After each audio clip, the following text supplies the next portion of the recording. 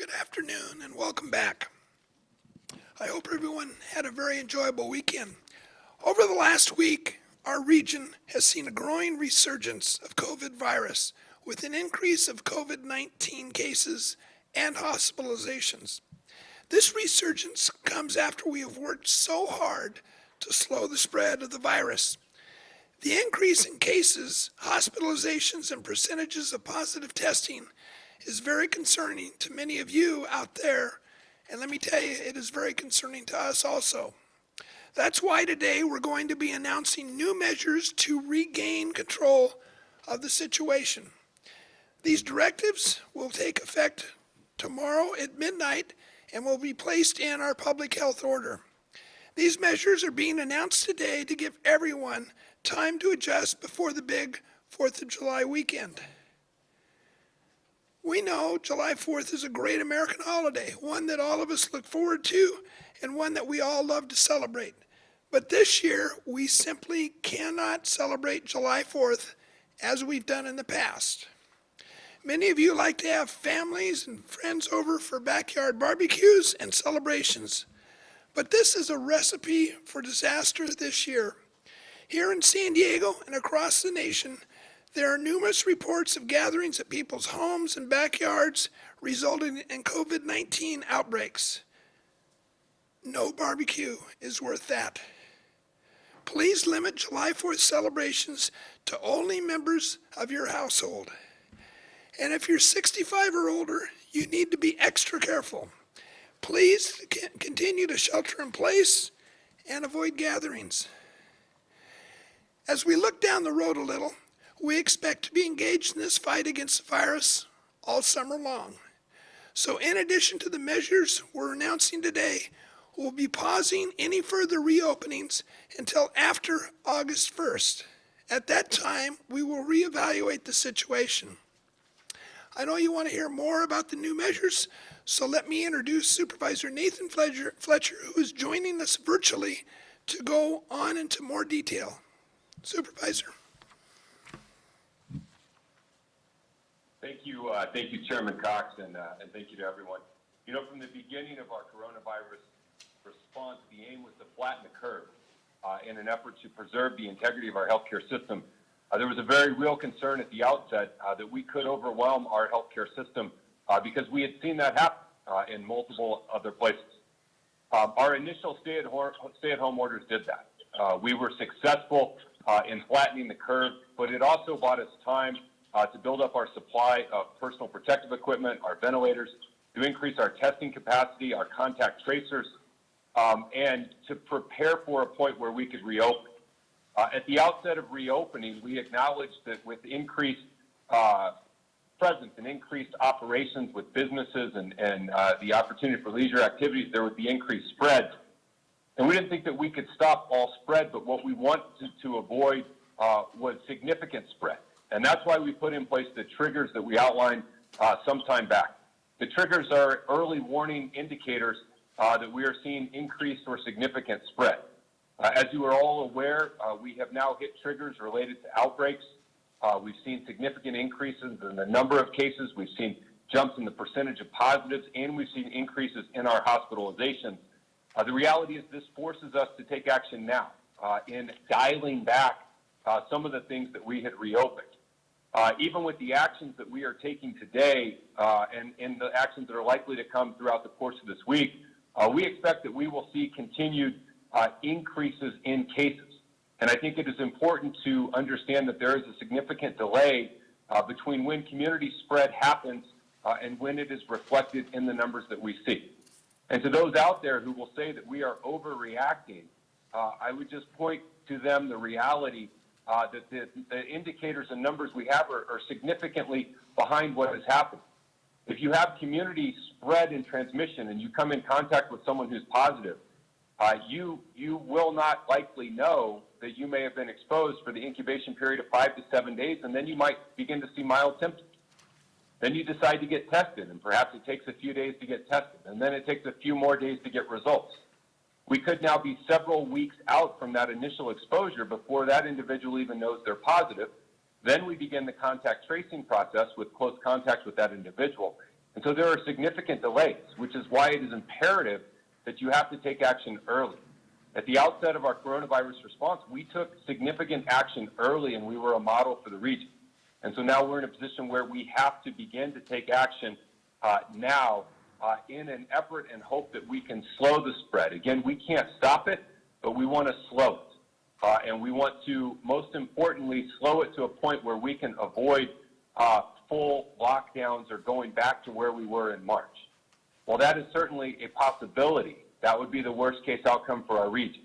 It's better if we can take incremental steps to dial things back, increase public awareness, and slow the spread to a manageable level that allows us to preserve the integrity of our healthcare system. And so starting this week, as Supervisor Cox mentioned, going into effect midnight tomorrow, we will be closing all bars, wineries, and breweries in San Diego County that do not have a license to serve food. Over the weekend, the state of California took a similar action for a number of counties, including pretty much all of our neighboring counties to us. And the reason that the state of California took this step for counties, not San Diego, but for other counties, is because bars are purely social settings where different people and groups often mix. It's a simple reality that alcohol consumption impairs judgment and may lead to less compliance with physical distancing guidelines.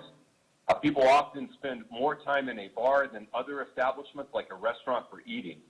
Loud bars and loud settings require loud conversations and yelling, which spreads droplet more efficiently and effectively than you would see in other settings. And then people who do not know each other often congregate in bars, making it difficult to engage in thorough contact tracing about who may have been exposed. While San Diego County was not included in the actions taken by the state, we believe it is appropriate and we believe it is wise for us to take this action now, given the increases we've seen in cases, in percentage of positive cases, in outbreaks, and the increase in hospitalization. We don't want to be wait to be forced to take an action when we know that it is the wise and responsible thing for us to do now. So beginning Wednesday morning, July 1st, the following changes will go into effect. First, bars, breweries, and wineries that do not serve food must close. Second, we are reinstating the order that beer, wine, and alcohol can only be consumed at an establishment while you are simultaneously eating a meal. This means you can't go to a restaurant that serves beer, alcohol, or wine and just sit at a table and drink. Any drinks you consume must be a part of your meal. Enjoy your meal, have a few drinks while you enjoy your meal, and then when you're done, exit the establishment and go on your way. Third, if you do go to a bar, brewery, or winery that does serve food, there is no standing. This is consistent with our public health order, but we want to reemphasize it so that all of the restaurants out there that serve both food and alcohol know that it is only allowable to consume food and alcohol when seated at a table. This is a part of the order, but we want to reemphasize it.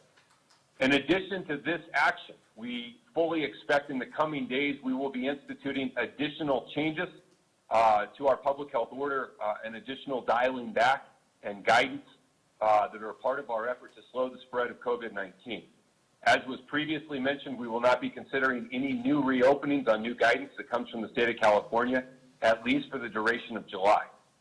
3, we'll be speaking to hospital CEOs today and looking at what they might need and what steps they might wish to see taken, both as it relates to our hospital system and healthcare system, but also the broader community. 4, we will be working on efforts to increase enforcement, both what we can do internally through our public health agencies and with working with law enforcement. And 5, we really want to focus around July 4th weekend. This is obviously a large holiday. It is common for folks to gather, and we are strongly encouraging San Diegans to please be responsible and avoid gatherings, avoid indoor gatherings. We're reminded that there are no mass gatherings allowed at private homes and residences. We have seen a number of outbreaks tied to individuals having parties at their home, and that is not only against the public health order, but it will set us back as a region. The most patriotic thing we can do on the July 4th weekend is adhere to the public health orders and work to save lives. And that is what we are hopeful that we will do. And that last point really gets to the essence of what we're saying, is that we cannot do this alone. No public health order and no increase in enforcement alone will slow and stop the spread. We really need each and every San Diegan to buy into why this is important. It's important to preserve life. It's important to preserve our ability to continue reopening. And so we continue to ask everyone to please utilize a face covering anytime you're within 6 feet of a non-household member. Please avoid large indoor crowds, and please take seriously the work of our contact tracers. Last Thursday, I was notified that I had close contact with an individual who had tested positive for COVID-19.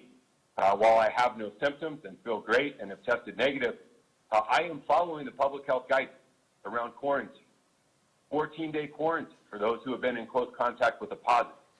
This is a cornerstone and hallmark of effective public health, but it is also essential to our ability to slow the spread moving forward. And so we ask the public, if you receive a phone call from a contact tracer, please engage with them. Please be honest with them. Please be candid with them. If you get a call that says you've been exposed to someone who's a positive, please adhere to the 14-day quarantine. We're going to have to all get used to the new normal, where we may have friends or family members, coworkers or employees who have to go into a quarantine. It doesn't mean you can't work. On Friday, I participated in a California Resources Board meeting, a workforce partnership meeting, numerous meetings around coronavirus. Here today, I'm joining our press conference. We've been in meetings all day surrounding the actions we're taking now. But it is important that we all do our part to slow the spread. And so we are asking for the public's help and cooperation. We don't want to dial things back. We definitely do not want to go back to a full shutdown, but we have to manage and contain the spread here. And so we're asking for the public's continued help. With that, let's jump into our charts for today. We will begin with the first chart, which is our T3 chart around testing, tracing, and treatment. So what you'll see here today is continued significant progress around testing, and I want to commend everyone in our public health department, Health and Human Services, for the increases we've seen. Today we're reporting 6,908 tests. Our rolling 7-day average is 7,782. We are well beyond our initial goal of 5,200 tests per day. We have worked to expand testing. The Tubman Chavez Center is available for non-appointment testing. You can show up and wait in line and get tested. We are seeing an increase in demand for testing as we see an increase in cases. And we encourage folks to go to 211sandiego.org and find a testing location, schedule an appointment. Or if you don't want to do an appointment, you can go to the Tubman Chavez Center, which is an option. But again, contact tracing, you'll see 476 who are out there now, more than 16,000 case investigations performed. I've experienced one of those. And again, I want to commend our contact tracers for what they do every day to help us in the fight of coronavirus. Our next chart, you will see that today we are setting a new record in number of positives, 498. That's beating yesterday's record. Yesterday was the previous record. Prior to that, it was 2 days before that. So again, 498 new positive cases out of the 6,908, which is a 7% positive rate. Again, our rolling 14-day average is 4.1%, and you can see in the purple line there the significant uptick we've seen in percentage of positive cases as we move through. This is very concerning and part of why we're taking today's action. Our next chart, number 3, you will see here is hospital census in San Diego County for COVID patients. You see an increase in both ICU-related COVID patients from 165 to 178, and an increase in total COVID patients from 427 to 458.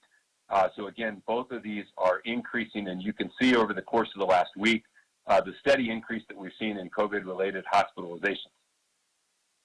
The next chart will show you the COVID hospitalizations at the bottom and the total hospitalizations. And what you can see here is as we've seen an increase in COVID-related hospitalizations, we've seen non-COVID hospitalizations decrease just a little bit over the preceding days, which puts us just below that 4,000 number of total hospitalizations in our county. And then my last chart is our ICU capacity.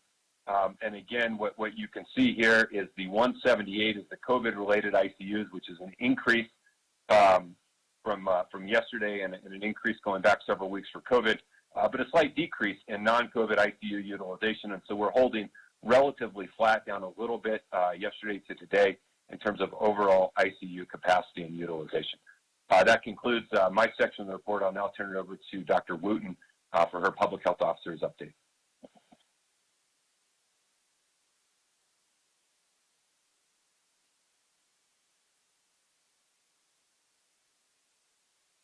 For your virtual update, and welcome everyone to today's briefing.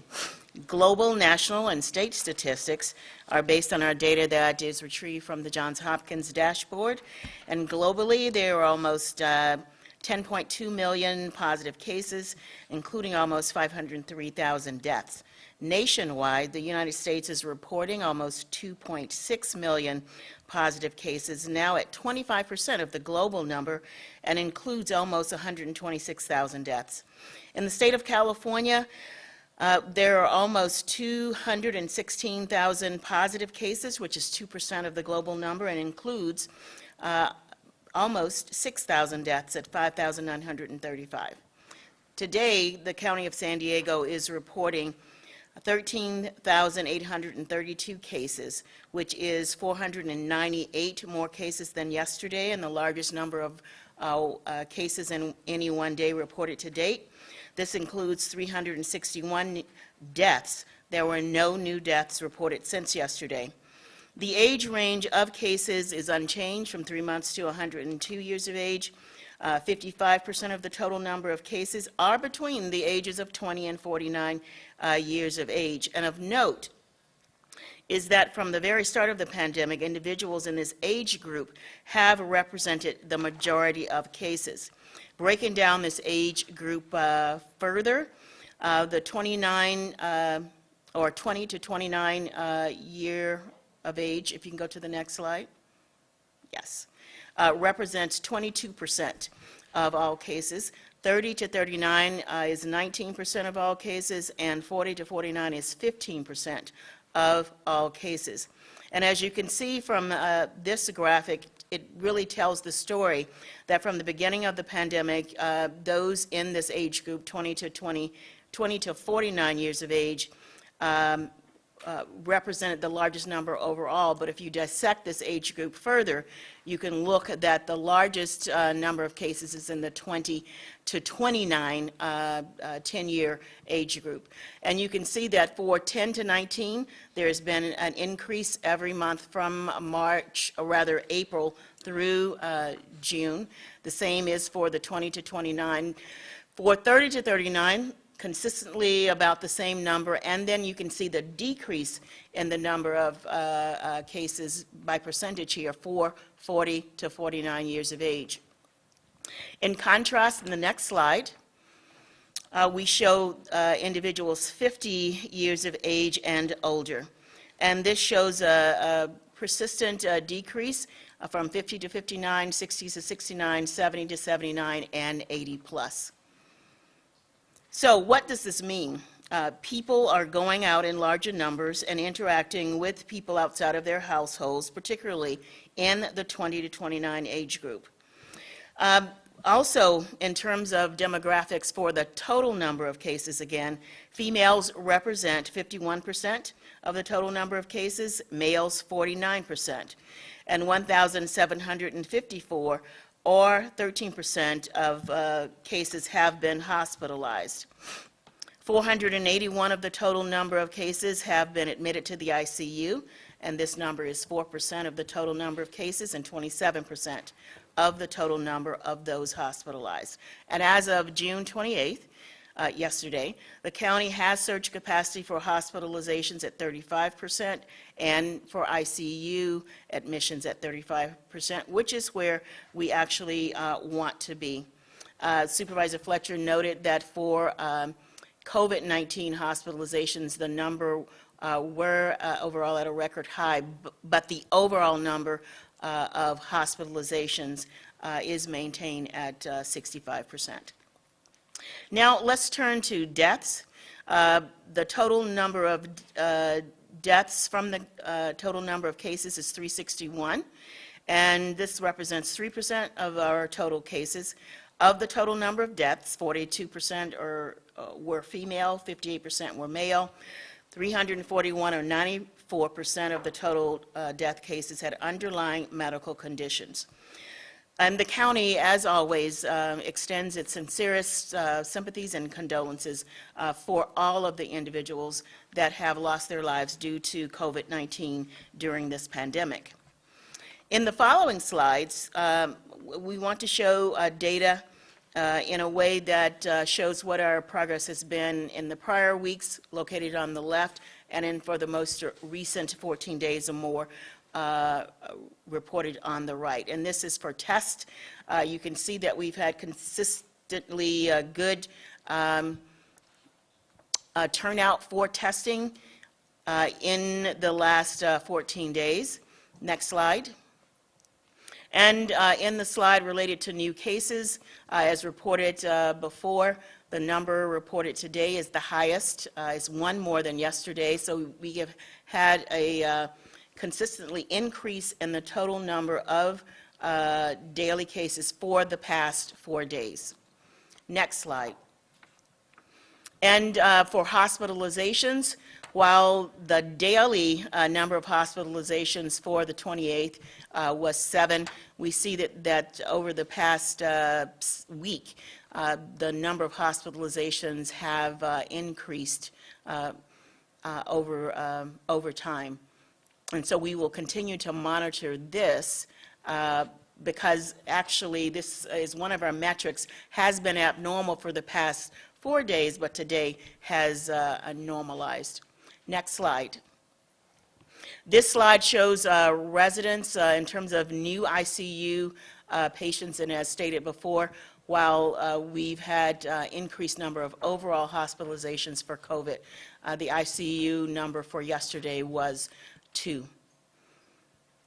Next slide. And then for deaths, again, when you have the cases, hospitalizations, ICU, and deaths lag in that order. And you'll see here, typically over the weekend, we have no report of deaths due to the fact that we have to do reconciliation with our Vital Records Department. So we anticipate that we'll have a higher number of deaths tomorrow and Wednesday and later in the week. Next slide. And this is our epi curve. And you can see under the epi curve the numbers of cases, the number of cases by onset of illness are significantly higher. And this is in the last 14 days, which means we know we will have more tests. And in the face of the fact that there is already a high number of cases, this just basically supports the fact that COVID-19 is out there in our community, it's pervasive, and we need to continue testing efforts to identify individuals that are infected so that they can be removed from the general population and placed in isolation, and also have their close contacts identified so they can be quarantined. And in the next slide, so now we are going to talk about, actually, just go back one slide, please,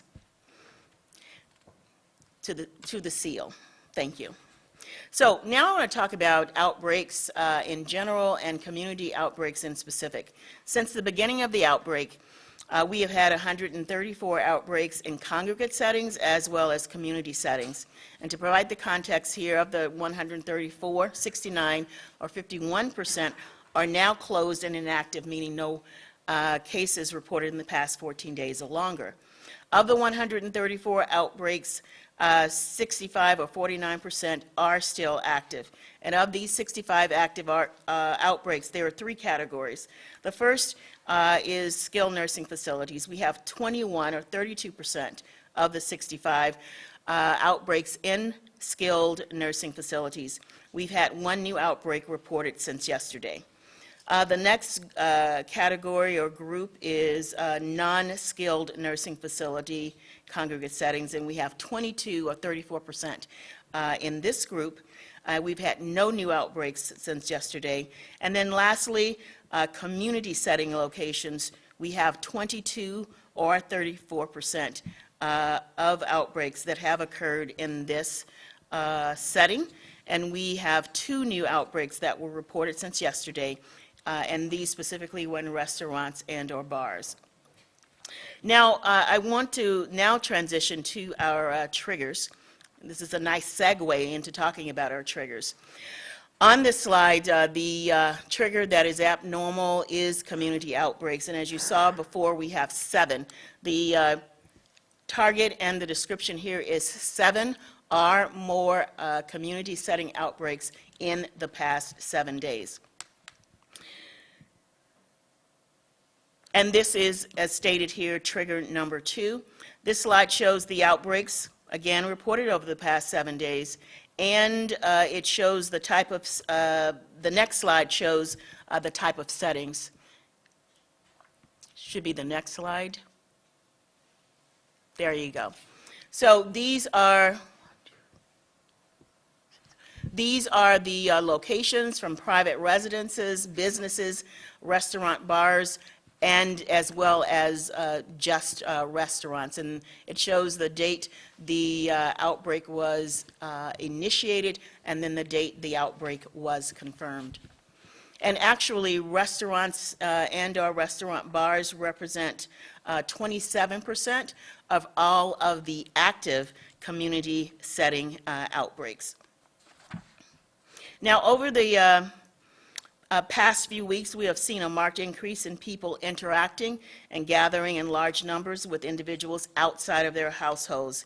And that's why we are seeing the increased number of cases as various businesses open up. We recognize that many people are losing fear of the virus, and we are getting numerous reports of people not wearing facial coverings and gathering with others. The simple matter of the fact is that the pandemic is not over.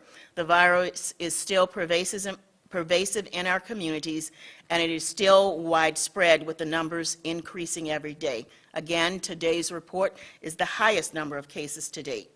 Whatever age group you fall in, it is vital that everyone remembers that our actions have power and can save lives. We are asking individuals to wear facial coverings, maintain social distancing, wash your hands, and please do not convene dinners or house parties, and conduct no gatherings of any kind. We all have a role to play, and the measures that we set in motion will help to prevent the spread of COVID-19, to protect others and to protect ourselves. So as previously stated, we will not be opening up any new businesses for the duration of July. And as Supervisors Fletcher and Chairman Cox have indicated, we will take action to close bars, wineries, and breweries that do not serve food beginning Wednesday morning. Now more than ever, it is vital that we all take precaution to guide our personal as well as our collective health. So now please welcome back to the podium Chairman Greg Cox. Thank you.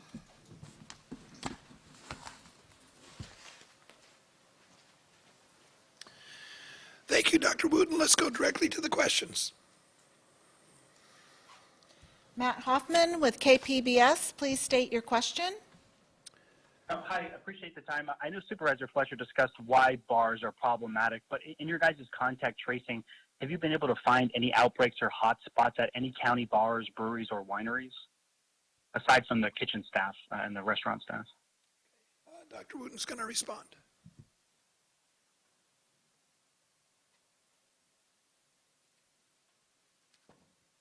If staff could go back to the slide that shows the 7 outbreaks that are, if you can go back to that slide. I think that slide shows that we have outbreaks in restaurants as well as restaurants and bars. There you go. Does that answer your question? And yeah, so you guys have been able to trace outbreaks back to bars and like breweries? I'm sorry? Have you guys been able to trace back outbreaks to bars and breweries? So this slide supports that question. It answers your question. The answer is yes. Okay, and then just a follow-up question regarding enforcement. I know you guys have said a few times, including today, that it would be stepped up, and the governor also wants to see that, and he says he's including $2 billion in his budget to see that enforcement on a county level. What does that look like for you guys? Is that sending out like code compliance officers, or what does that look like from you guys? So we will be working with law enforcement across all of our city jurisdictions, as well as our county sheriff's department, to examine and define a concrete plan. But really and truly, adherence and enforcing the regulations that are already in place will help to bring our numbers down and support the actions that we are taking. Thank you. Okay, next question. Sasha Fu with KUSI, did you have a question? Yeah, it was kind of a follow-up to Mr. Hoffman's question there with the stepped-up enforcement. You see uniformed officers getting involved in this? And then I have a second question. Okay, Dr. Wooten.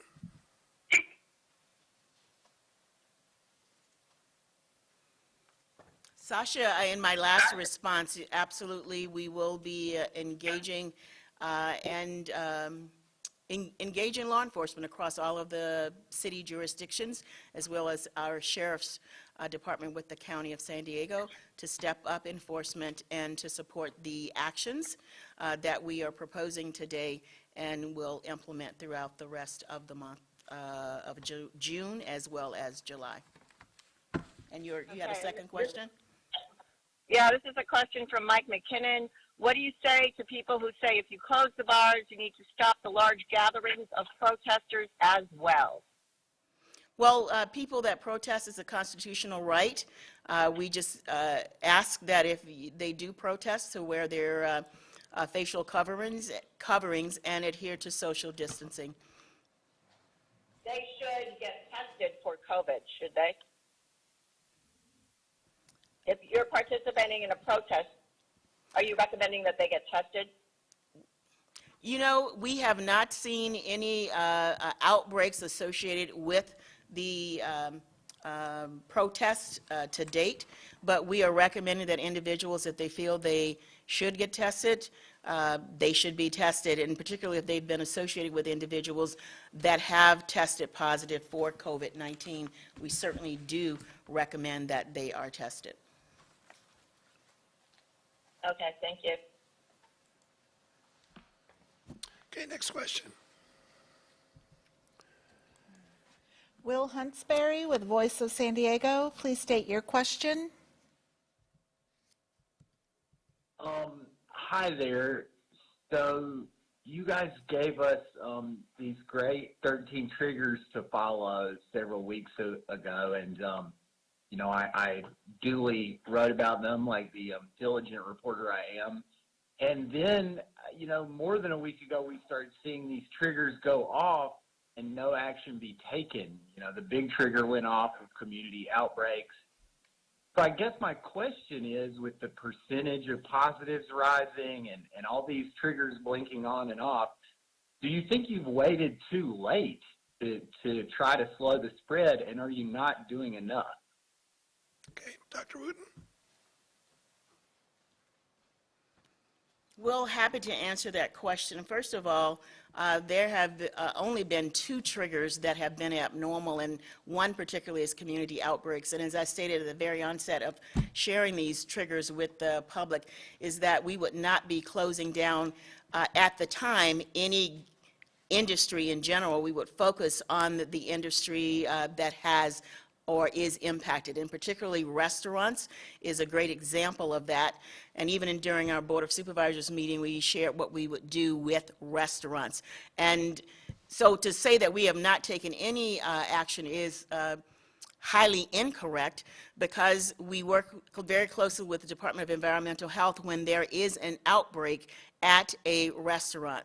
And there are several measures that are taken to ensure, number one, that the restaurant operates under the best guidance and guidelines, public health best practice guidelines. We have to have them redo their reopening plan.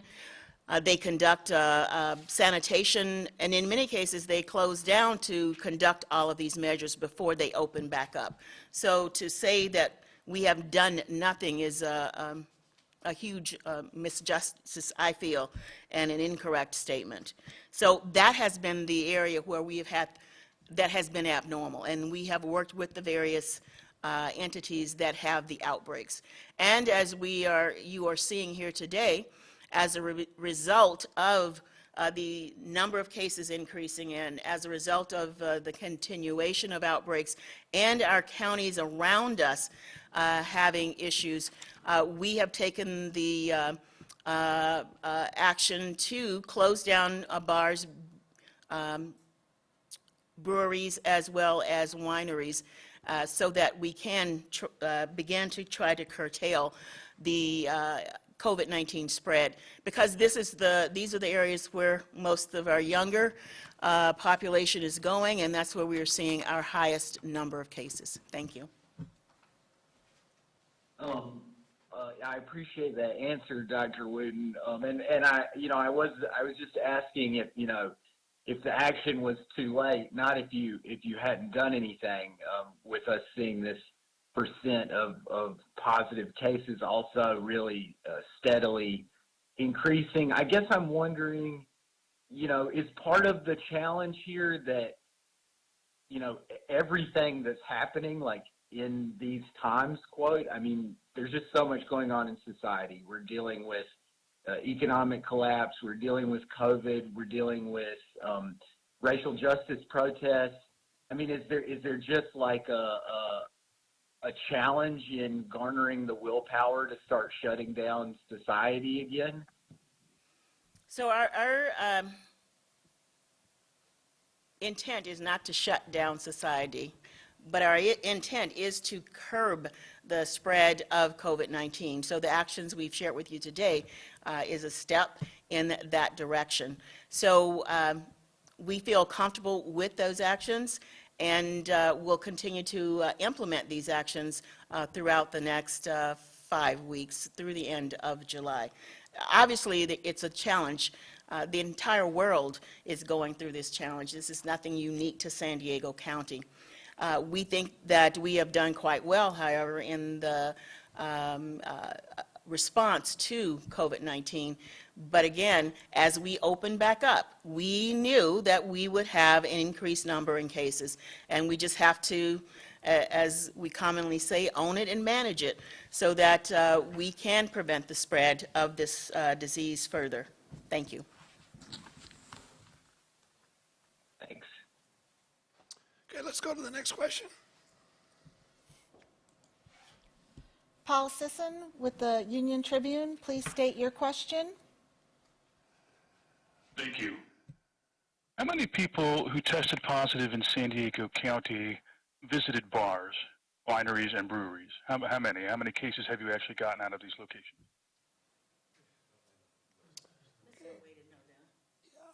I'll let Dr. Wooten respond to that, but it's probably, actually, Dr. McDonald's going to respond. Sure.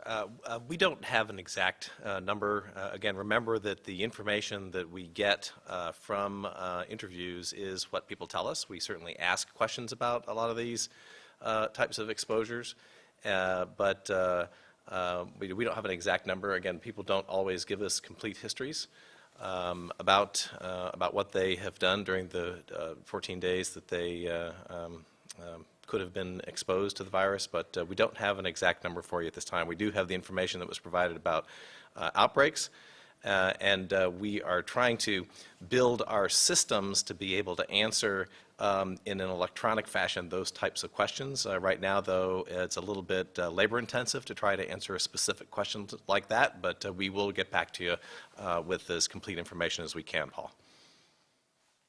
Yeah, another regular email that I'm getting is people wondering how many of these cases that have tested positive in San Diego have a primary residence listed in Arizona. Can you tell me what percentage or how many of our positive cases live in Arizona and are visiting here? That's a great question.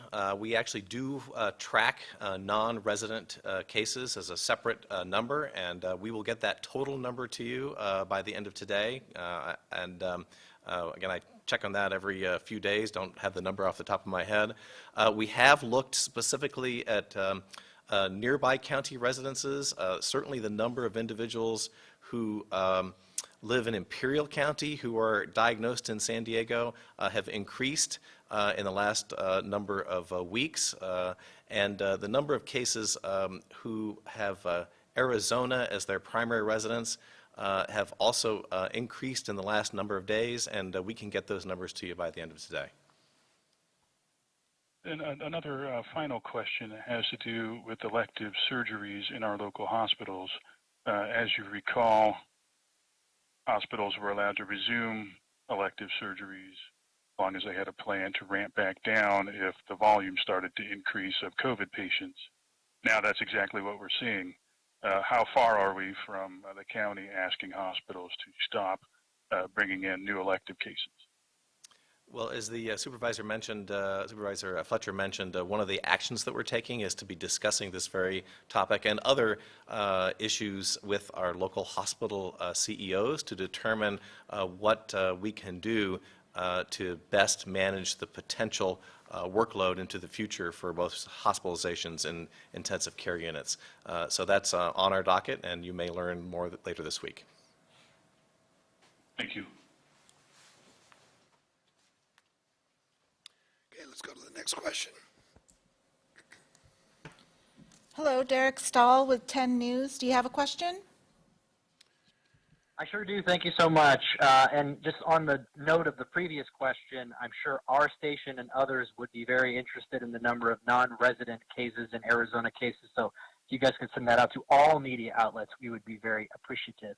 But my question is either for Dr. McDonald or for Dr. Wooten, has to do with contact tracing and response rate. So last week there was a report that New York City's contact tracing program was running into a lot of problems because they were getting a very low response rate. And they basically found that in the first few weeks, only 35% of people who tested positive actually gave information about their close contacts to the tracers. And so I know we're tracking the number of investigations, total investigations performed. It's like 16,000. But are we tracking response rate, and are the contact tracers here in San Diego County running into any issues along these lines with people not providing information about close contacts?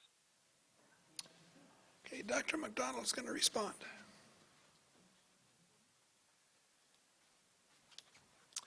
So the first question was about or comment was about the information about non-resident cases, and we'll absolutely share that with anybody who desires it. And so I want to make sure that's clear. And we don't specifically follow that metric, that is to say the number of people who aren't giving us any close contact information. I think actually it's a sort of a nuanced question. We often will get great information about household contacts, and those are the most important contacts that an individual has.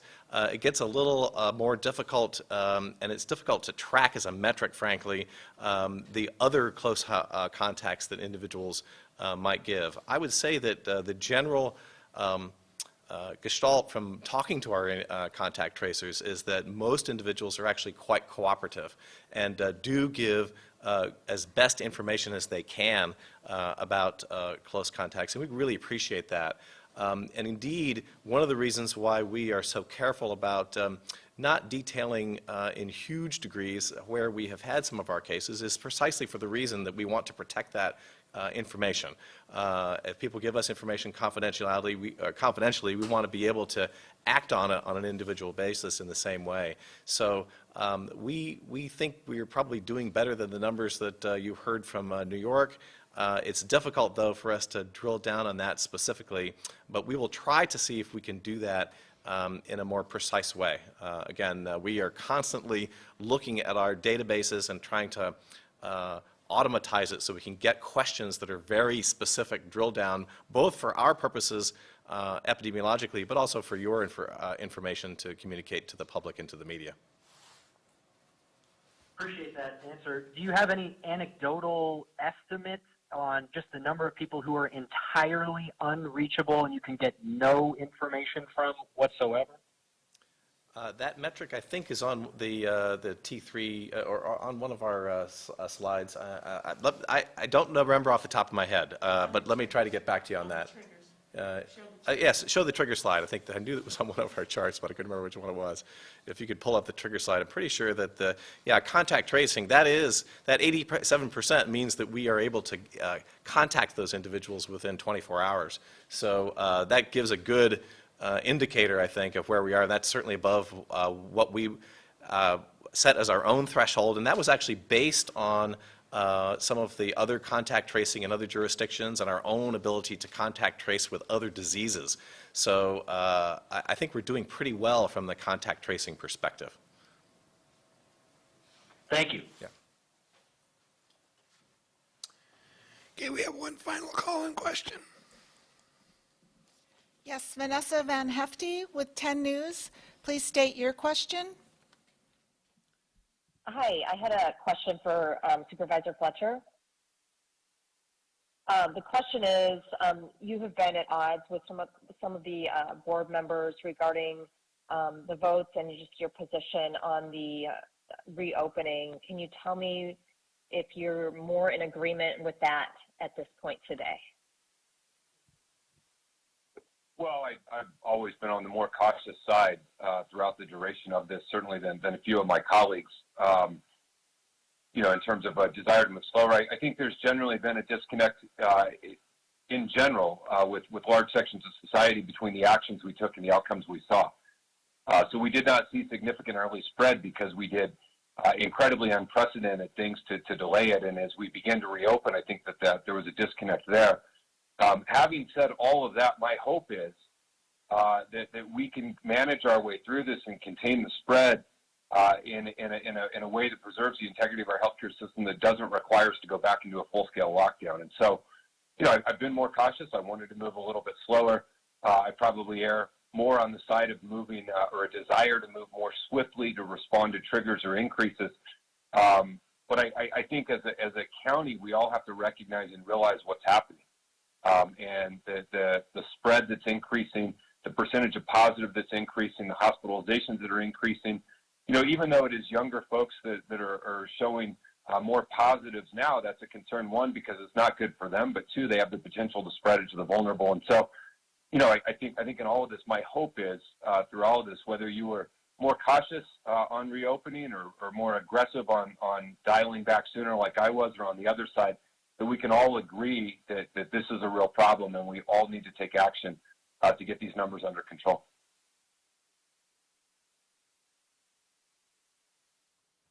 Okay, we'll go to our first text question, which has to do with the concern about people from outside of San Diego County coming here over the 4th of July holiday. And Dr. McDonald's going to respond to that. So that question is, with so many counties geographically surrounding San Diego being watched due to high numbers, are local officials concerned about those people coming to San Diego during the upcoming holiday weekend and how that could impact our local cases? And that question is from Leah with Channel 10. I think that is a great question, and if you go back to what some of the restrictions that were announced today, so that we are more consistent with our neighboring counties in terms of bar closures, it somewhat addresses that. Certainly, if all of the surrounding areas had more restrictions and we were perceived as a place where individuals could have more freedom to do certain types of social interactions, that could be a draw, but I think that one of the things we're trying to be very careful with is to approach the July 4th weekend to be consistent with our neighbors. And I wanted to say that I actually have a very fast staff, okay? They got some information back to me that actually the total number of Arizona residents who have been diagnosed in San Diego County with COVID is 16 throughout the entire length of the time that we've had COVID bedeviling us, but 7 of those were actually in the last week, so that's an important thing. And then there have been 330 Imperial County residents who were diagnosed in San Diego, and 61 of those were in the last week. So I had those numbers, they just shot them to me. The numbers about the other non-county residents will be coming and will be disseminated. This one is actually related to Imperial County, Dr. McDonald, and there's two questions from Claudia with Univision. The first one is, would you be able to confirm if there has been a surge in ambulance calls coming from the border seeking COVID-19 related assistance at local hospitals? We have been following that metric daily as part of our unified command for the border, which has representatives from both the county, Imperial County, the state, CDC, our Office of Emergency Services, and others. Interestingly, the number of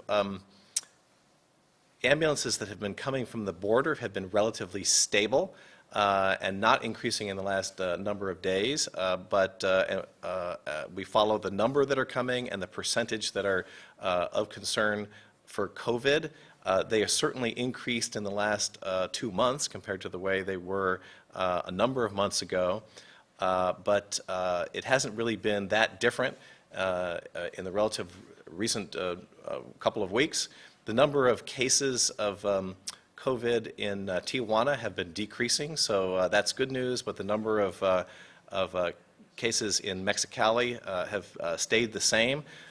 So again, we anticipate that we will continue to have some number of ambulances coming from the border, but it does appear to be stable at this time. And then the follow-up question from Claudia is, are there any concerns over hospital capacity with cases coming in from Imperial County and the border? Well, as you may or may not know, state is managing the evacuation of hospitalized patients from Imperial County throughout the state.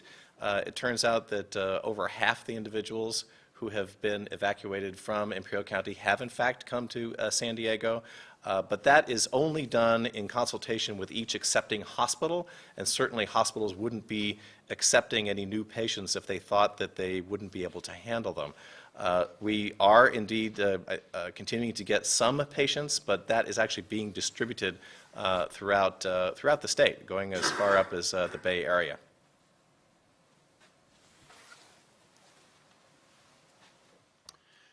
This next question deals with beach closures over the 4th of July weekend, and Supervisor Fletcher is going to respond to that. Yes, this question is from Priya with NBC7. Are you considering closing beaches ahead of the holiday weekend? Thank you, Priya, for the question. We're going to reach out to the cities and assess their level of comfort in being able to enforce the physical distancing requirements of the beaches. We have to date not seen significant numbers of outbreaks or case spreads from outdoor type settings. So there is more concern about indoor versus outdoor. But it is certainly something we're going to reach out to the cities and ascertain. They're the ones who have to enforce what is happening at the beaches and get a sense from them of if there's some action they would like us to take.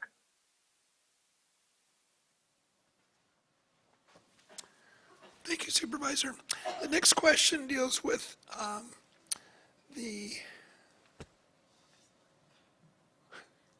It's a question from Alexandra Meeks with CNN about anticipated reopenings. Do you anticipate bars will be permitted to reopen August 1 alongside other businesses that will be allowed to resume operations at that time? Okay, Dr. Wooten's going to respond.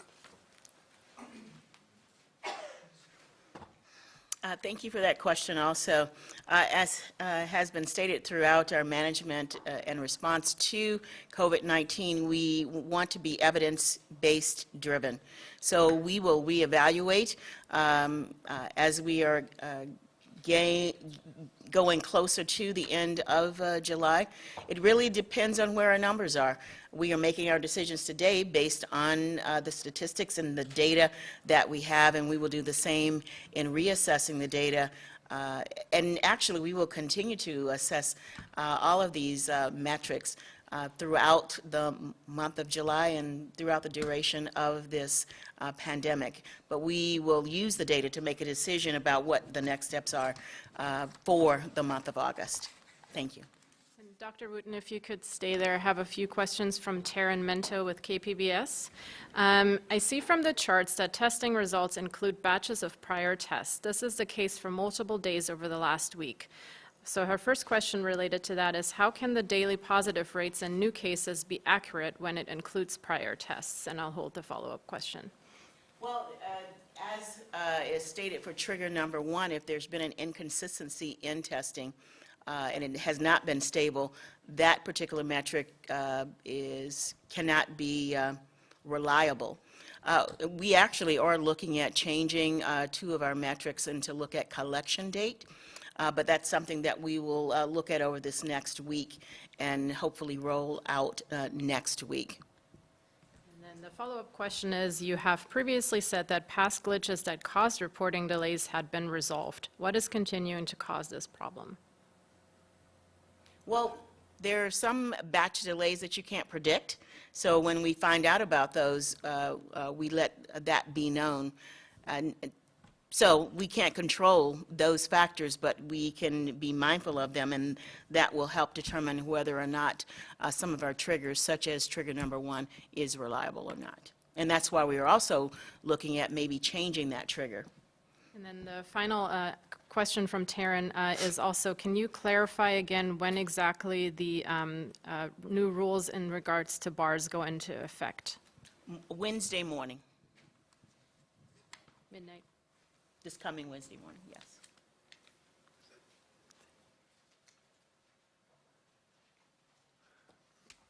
Well, that concludes our questions for today.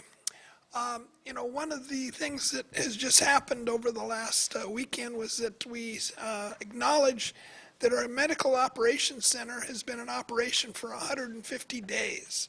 That's not necessarily something we celebrate, but we acknowledge it, and we thank Rob Sills and all of the folks over at the Medical Operations Center for the great job that they're doing.